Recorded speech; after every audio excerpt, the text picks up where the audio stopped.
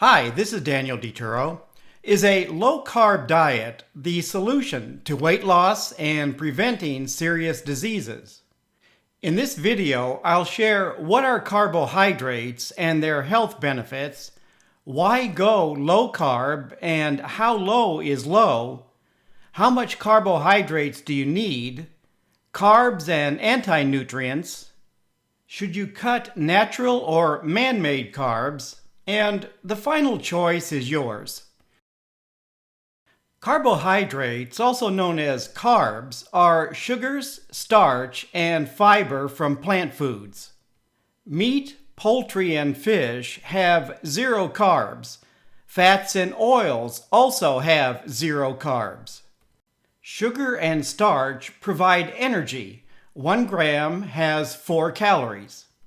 Sugars were once called simple carbohydrates. The reason being, most sugars have 1 or 2 sugar molecules. Table sugar, sucrose, has 2 sugar molecules. Sucrose is 50% glucose and 50% fructose. The sweetness comes from the fructose. Starch, sometimes called a complex carbohydrate, is a polysaccharide that is 100% glucose. The third carb, fiber, has 0 calories. Many vegetables are high in fiber and starch and low in sugar.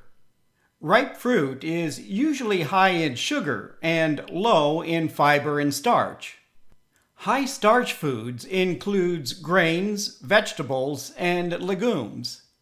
High sugar foods include honey, maple syrup, ripe fruit, sugar beets, and sugar cane. Sugars are absorbed more quickly into the bloodstream than starch.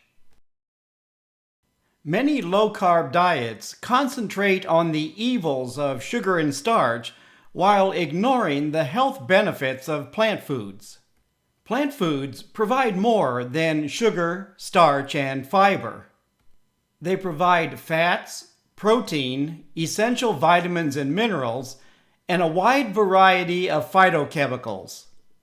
Plant foods are the only source of natural phytochemicals. The health benefits of wine doesn't come from alcohol, but from plant chemicals like resveratrol. You can't get resveratrol from animal foods. In addition to resveratrol, plant foods provide a wide variety of micronutrients. You only get those micronutrients from diets high in plant foods. Zero carb and low carb diets are low phytochemical diets. Water-soluble essential vitamins like vitamin C are more abundant in plant foods. A 4-ounce serving of broccoli has about 100 milligrams of vitamin C.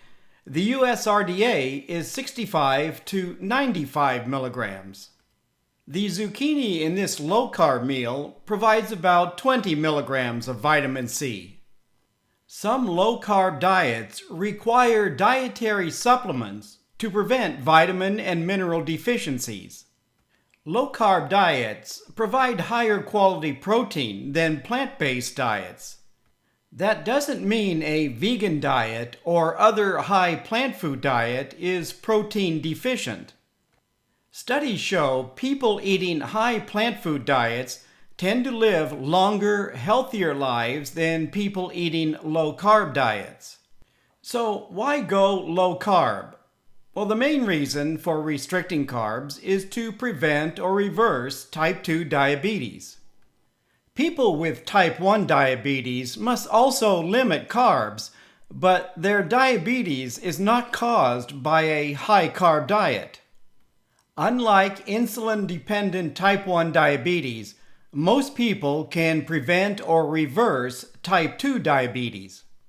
Most low-carb diets are fad diets developed for people with pre-existing conditions like obesity, type 2 diabetes, and heart disease.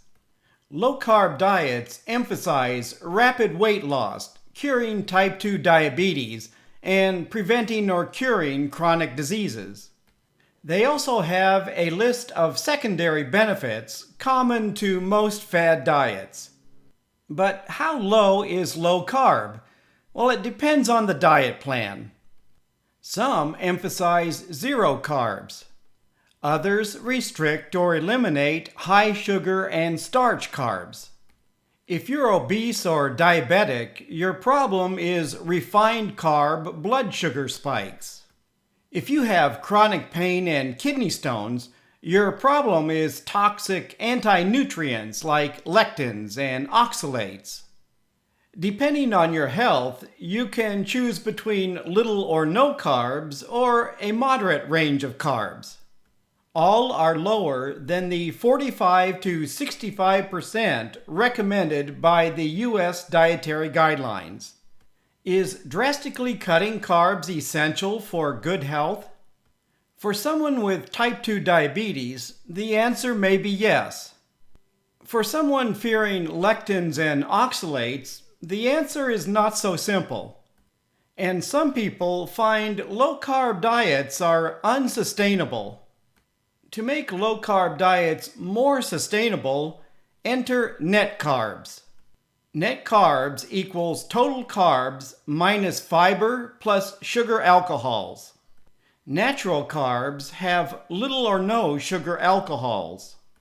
Man-made sugar alcohols are found in highly processed low-carb foods. Like processed low-fat foods, processed low-carb foods are not necessarily low-calorie. This low-carb protein bar has 3 times the calories in a small apple.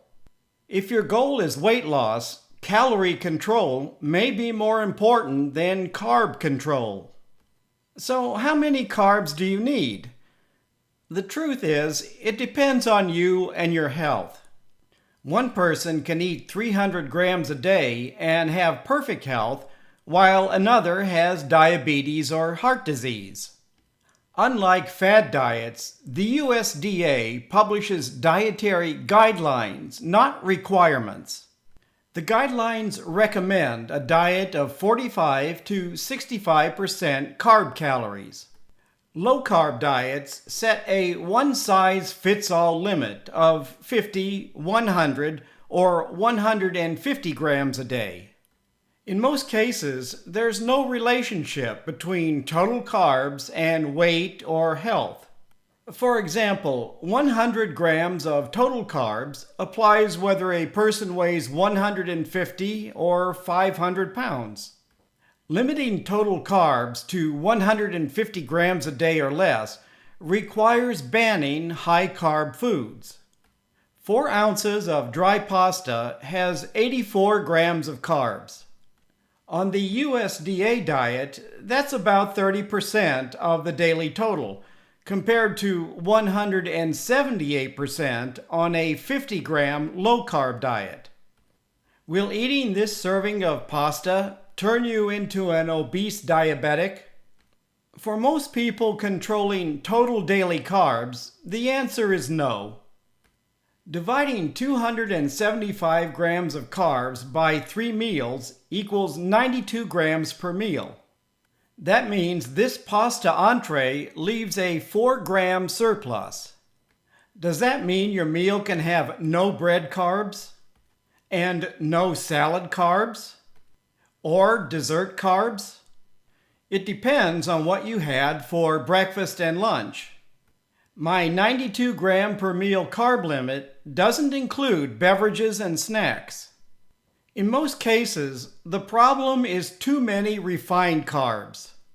A healthy, active person with no chronic diseases can eat more carbs than an overweight, sedentary person with 1 or more health problems. Most people can learn to control total carbs, so some low-carb diets use the fear of antinutrients to promote their diet plans. Antinutrients are food chemicals that block the absorption of essential nutrients or cause medical problems like kidney stones. The antinutrient oxalate in leafy greens, potatoes, grains, tea, and chocolate is linked to kidney stones. Oxalate can bind with calcium in foods, reducing calcium absorption and contribute to calcium oxalate kidney stones. Kidney stones affect about 10% of the population, even though the other 90% eat many high oxalate foods. Nevertheless, advocates of low oxalate diets insist everyone must eliminate all high oxalate foods. Why? In addition to kidney stones and reduced calcium absorption, needle-sharp oxalate crystals destroy cells and organs. For most people, their body constantly replaces old and damaged cells. When you cut or burn yourself, your body immediately goes to work repairing the damage. Even severe alcohol and drug-related liver damage is repaired in about 30 days if there's no further damage. The healing process is slower for people who are severely ill.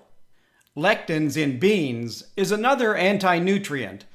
Unlike oxalates, there are many anti-lectin dietary supplements. Lectins are mostly in the skin and water-soluble, so soaking reduces the amount in dried beans. Cooking deactivates or reduces lectins to safe levels for most people. That's not the case for people who like eating uncooked beans. Most calls to ban foods high in anti-nutrients are based on animal studies that have not been duplicated in humans, or on unverifiable anecdotal reports. If eliminating one or more foods from your diet eliminates years of chronic symptoms and pain, fantastic. Just beware of diets and products that sound too good to be true. In addition to diet, your genes play a major role in your life. People living long, healthy lives tend to eat high-carb diets low in processed foods. That means home-cooked meals made from fresh or minimally processed ingredients. Numerous studies link high-calorie, processed food diets to obesity and type 2 diabetes. Many low-carb diets ban processed foods. That hasn't stopped some food makers from profiting from the low-carb craze. Why eat a toxic 115-gram, 100-calorie banana when you can eat a 38-gram, 230-calorie certified paleo bar? To lose weight, one normally reduces the number of calories. Replacing high-calorie processed foods with low-calorie natural carbs and lean meat is the best way to lose weight and prevent chronic disease. It's one thing to enjoy an occasional reward for achieving a health or weight loss goal, and another to eat a diet of high-calorie prepared foods.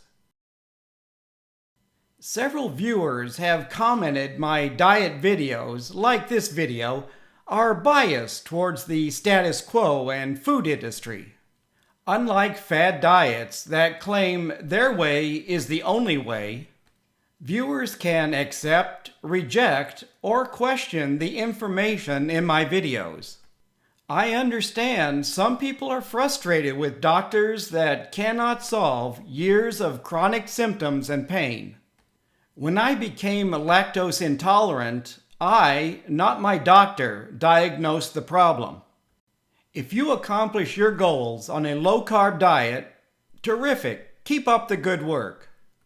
Listen to your body. You know it better than anyone. Some low-carb diet facts include most people living long, healthy lives eat diets high in minimally processed carbs. Healthy high-carb diets are low in refined grains and sugars. Maintaining a healthy weight and being active are important regardless of your diet. Low-carb diets can reverse or prevent type 2 diabetes, and low-carb does not mean low-calorie. Some low-carb diet myths include most carbs are deadly toxic foods. Many carbs have more toxic anti-nutrients than beneficial nutrients. You'll become obese and diabetic on any high-carb diet. You can't lose weight or prevent diabetes eating a high-carb diet. And most serious chronic diseases are linked to carbs. Please leave a comment if you have any questions about this video. Thank you for watching and healthy eating.